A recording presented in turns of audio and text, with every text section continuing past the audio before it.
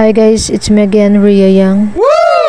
Hanggang ngayon pala ay masakit ang ating tiyan. Pabalik-balik na sa CR at masakit din yung ulo ko. Pang 3 days ko na pala sakit yung tiyan ko. Ewan ko ba kung anong nakain. Ito pala ay Miracle. Yan yung pinapainom ni mama. Tapos kapag meron kasi akong dinaramdam, gusto ko talaga kainin yung lugaw na mais. Tapos mainit. Kapag ganyan kasi ay gumagana yung kain ko. Kaya tara guys, samahan niyo akong kumain ng lugaw. Hindi ko muna ito masyadong i-edit kasi hanggang ngayon masama pa rin pakiramdam. Kaya tara, montage muna tayo.